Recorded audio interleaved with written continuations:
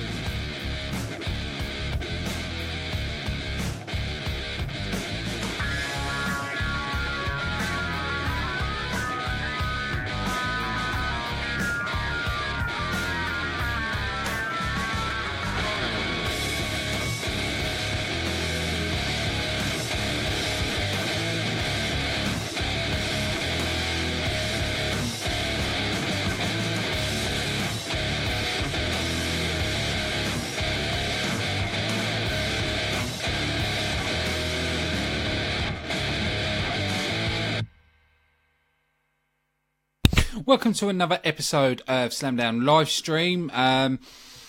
Quite an interesting Smackdown. They haven't done the typical. Normally, we see, with the Money in the Bank situation, we see qualifying matches and, going that way. But this time, Shane McMahon's just picked people because of their victories at Backlash and they go through. Which... okay, if that's the way you're going to go with it, okay, it's something different. I'm still not a big fan of Money in the Bank. Now, don't get me wrong, I like the match type. I just don't think there should be a pay-per-view for it. I'll say the same about Extreme Rules, and I will say the same about Hell in a Cell. I've never understood why I have special matches or specialist matches as a pay-per-view theme. I'd rather just have a normal pay-per-view theme and not know when a Hell in a Cell's coming and not knowing when Money in the Bank's coming. Like if we're Backlash, let's take Backlash as an example. If they turn around and went, let's say, 3 weeks away from Backlash, Shane McMahon announced we're going to have a Money in the Bank match at Backlash. Quite happy with that. Or even at WrestleMania, I'd be quite happy with that. Same with the Hell in a Cell. I'd rather Hell in a Cell be special. I'd rather see a rivalry build up and then someone go, or management make it a Hell in a Cell match. Because then it'd be, oh my God, it'd give you that. At the minute, what we get, Hell in a Cell's coming up, huh? Okay. And that's it. I think there's a lot of problems with the WWE. I've said before about booking, also the way they use people, the way they advertise. For me, in my personal opinion, the WWE is flawed in a lot of ways. The reason it is so popular is because of longevity, how long it's been going for, the reputation it's built up. But fans are starting to turn away. If you look at the latest viewing figures, they're dropping fast. What was it, this episode compared to last year? They've dropped 600,000. Fans are turning off the product. Now, you've got a good roster there. You've got a good talent pool. You've got people like AJ Styles, Shinsuke Nakamura, Dolph Ziggler. It's the way the way wrestlers are used, the poor booking, being predictable. We all knew Jinder Mahal was going to win that title. You know, it was a foredrawn conclusion. So there was no excitement about it. There was no, oh my God, what's going to happen in this match? There's none of that anymore. The only product that gives me that, and I know I'm going to get hate for this, is Impact. You know, I don't get that with WWE anymore. You know, I can predict everything that the WWE are going to do. And it shouldn't be like that. You know, as fans, we deserve better. We deserve more. But if I'm honest, I don't think it's going to change for a long time. You know, I think Vince McMahon is going to be at the helm of that company for a long time. So people that want Triple H to take over, you're going to be waiting a long time. You know, you look at something like NXT, good storylines. The way everything's done in NXT is brilliant. You know, you look at a lot of the stars that come over to the main roster from NXT. Kevin Owens is an example. He started off hot. They kept him as the NXT style. And then you saw him change. Best buddies with Chris Jericho. Right, okay. That's not Kevin Owens I know. Kevin Owens I know wouldn't team with anybody, doesn't have friends, and kicks the crap out of people. But no, you've changed him. Then he comes to SmackDown and then you give him the Face of America gimmick. It's like, what are you doing? Seriously, what are you doing? And this seems to be the main problem. You know, if someone is hot in NXT, keep them that way. The only person that they really haven't changed is Finn Balor. I know some people are going to put in the comments, say Samoa Joe. Sorry, but Samoa Joe has changed. Samoa Joe was the killer, you know, and then they made him and Triple H's lackey, which isn't the right way to go about it.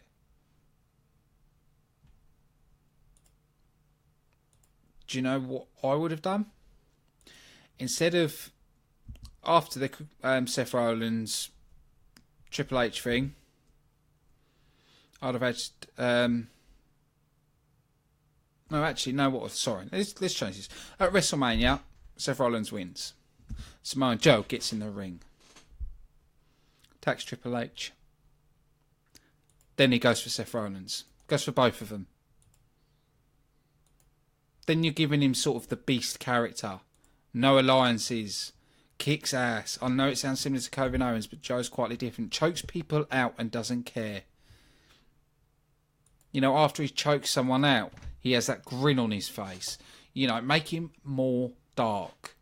You know, we've seen Samoa Joe play a darker character. You know, the whole point of taking the towel down to the ring. But putting him in a suit, I don't like. You know, they put him in a suit for, what was it, Main Event Mafia, and he looked ridiculous. You know, and it's the little things. It's really the little details that then they need to start correcting. To be honest, I've said it for a long time, they need to sack their writers. Get some decent writers in there. Because that's one of the main problems. And I know a lot of people want the WWE to go back to the Attitude Era. Sorry, that won't happen. To me, honestly, the only time I can see competition for the WWE is when someone's chasing them. If you think about when WCW was actually good and chasing the WWE got better. They had competition on their tail and they were fighting for the audience. Vince McMahon hasn't got anybody to fight. He hasn't got anybody to go against. Now, I know some of you are thinking Impact, but that's going to take time till they ever get on that level. Long time, a lot of work they've got to do yet. But that's the problem. If you really think about it, because since we lost WCW and they didn't have any competition, the product fell to the wayside. It wasn't as good. They didn't have to worry about being better than anybody. They could just put on what they wanted to put on. And that's what they're doing now. It's like Jinder Mahal being champion. Now, I disagreed with this. For the main fact, I think a character needs a build-up. I don't think they can just suddenly get a title. You know, on Raw, he's lost to everybody on Raw. He was damaged. So if you're going to push him heavy on SmackDown, you need to build him up.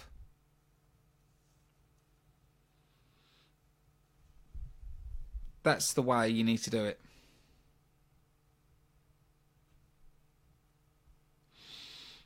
I completely agree with you, Anthony. Vince will never step down. The only way you can get Vince to step down is by force. And the way when I say by force is when shareholders and everything go, right, we've had enough. We want new ownership. That's the only way the WWE will change.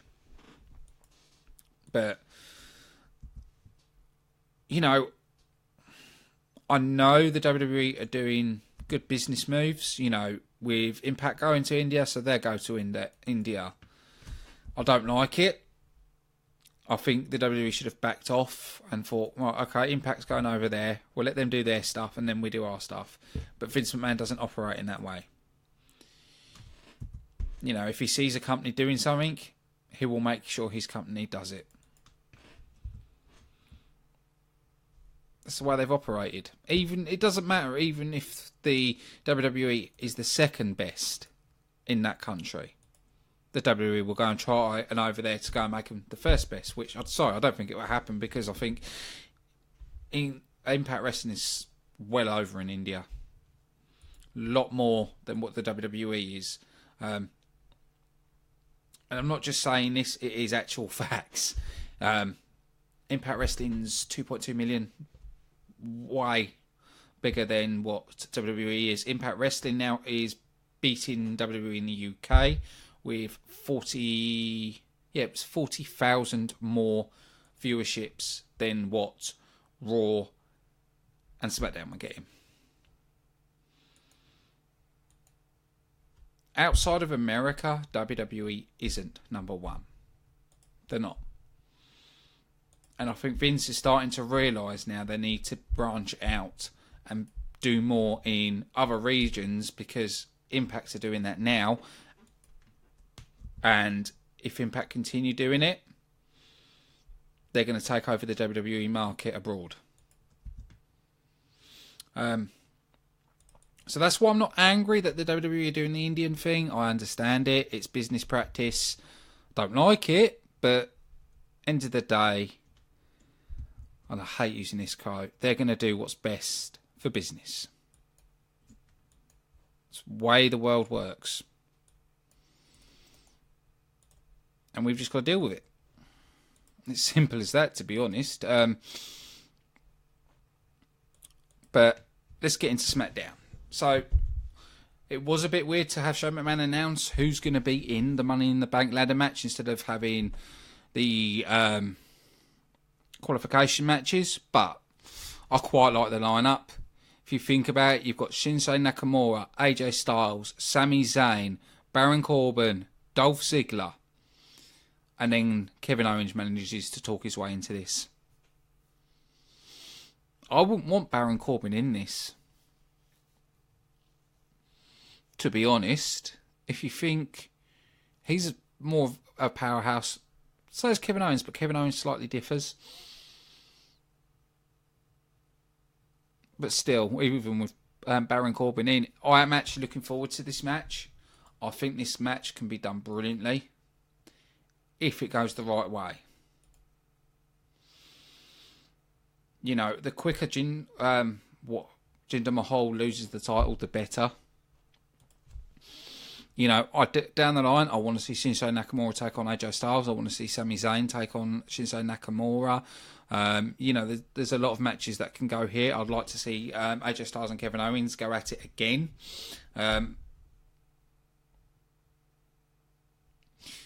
I don't think Rusev will be putting Money in the Bank. I think they'll do something else with Rusev. Can't see him turning up in Money in the Bank, if I'm honest.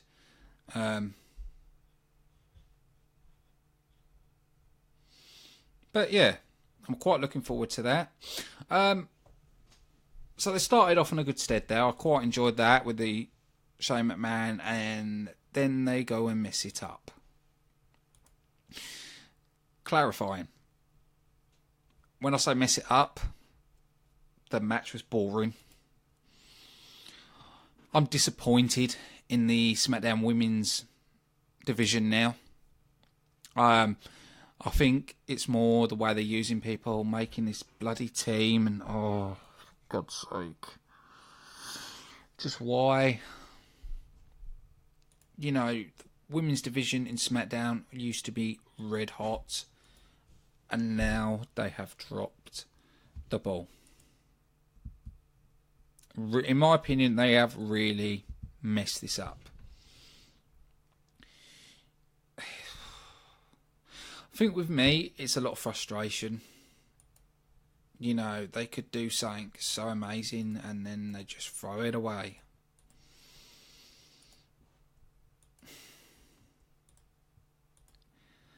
It's because I'm so passionate about wrestling. It's just annoyance.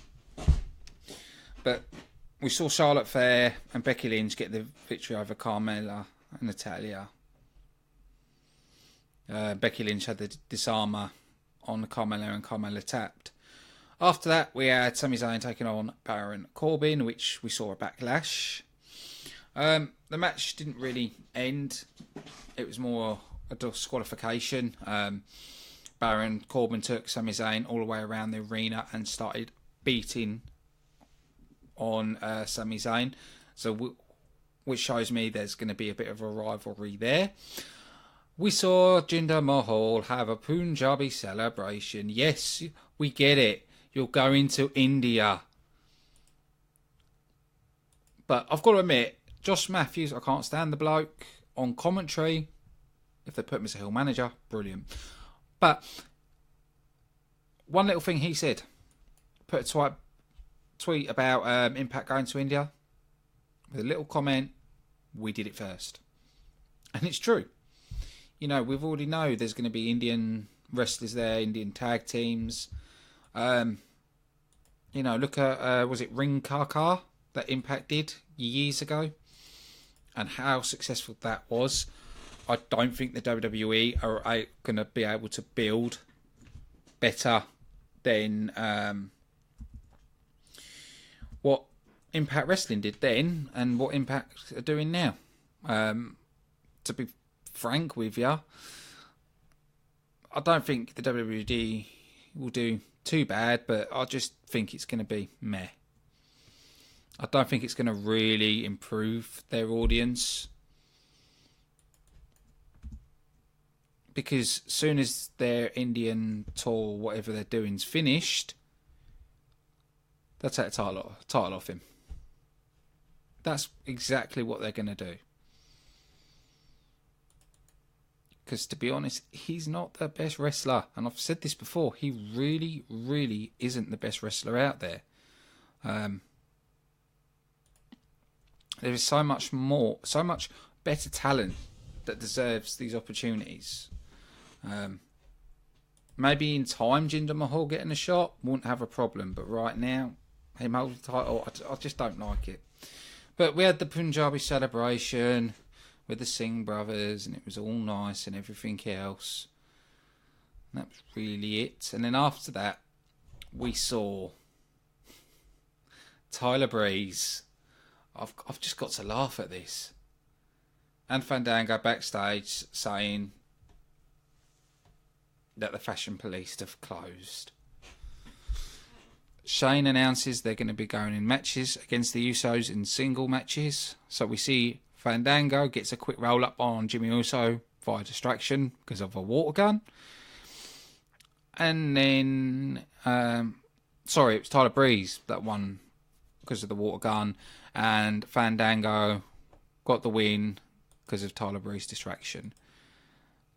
Was all fun. Was all a good laugh. but I want a bit of serious wrestling. But that also led to SmackDown Tag Team Champions. Breezango challenged the Usos because they got the victory. We saw the ref going to the side, putting his headset on to talk to whoever's backstage, and it was agreed. Now, I really did think Breezango was going to get a surprise victory here.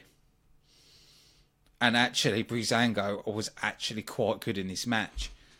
I quite enjoyed it, but the Usos managed to get the victory in it. It was actually quite a good match. Compared to their Backlash match, I really enjoyed this. Really enjoying this. I was quite pleased.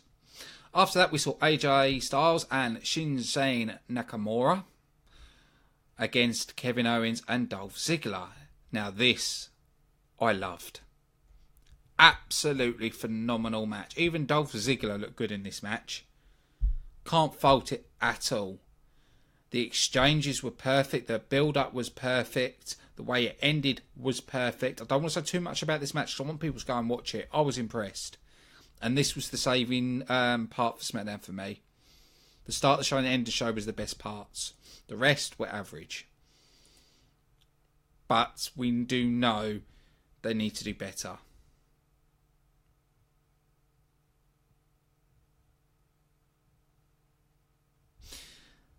Good point.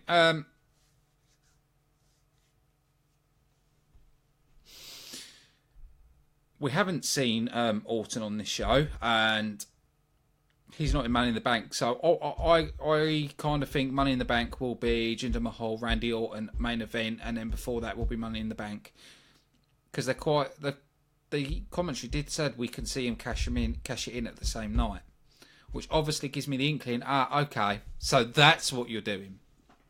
It was quite predictable, and yes. The Great Khali did the same thing. Actually, it's funny enough. Great Khali's working with Impact Wrestling. Did do, because I know he was working there for a little bit with their Indian tour. I don't know if he switched over to the WWE or not, but last I saw, he was working with Impact with the whole Indian tour.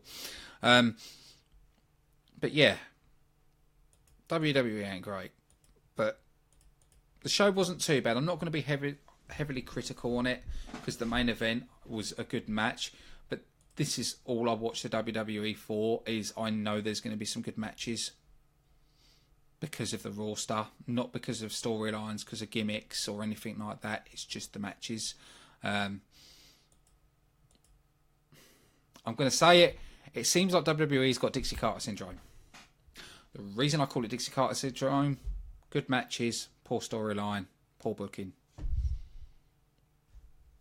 That's what Dixie did in Impact.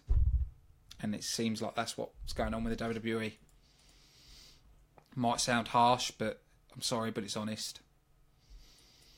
There's really nothing left to say. I am still looking at your comments as I'm going through. There is something I do want to say. I want to say all my thoughts and from all the staff at Slamdown are thoughts with Manchester.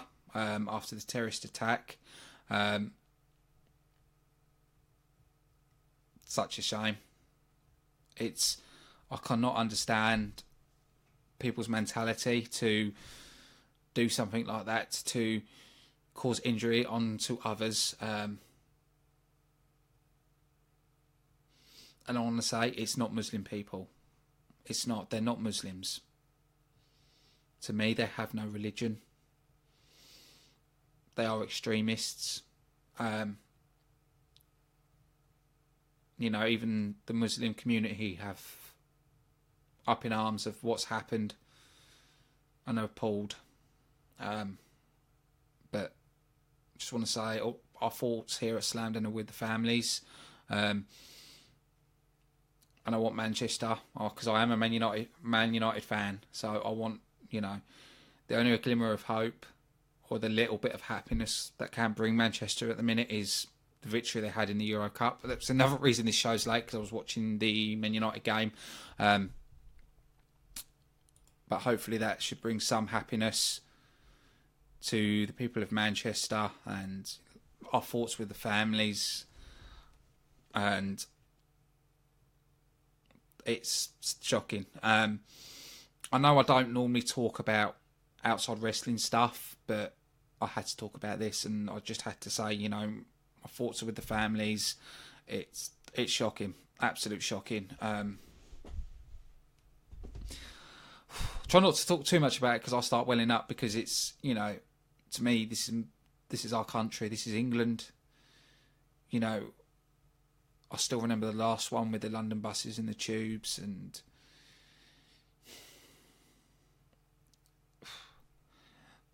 since that we've noticed the difference in our country now. Now we're on critical alert. Even my local town, there's armed police everywhere. But people that were involved with what happened at the concert are finally caught. The people that worked with that suicide bomber. It's sad, but all my thoughts are with the families.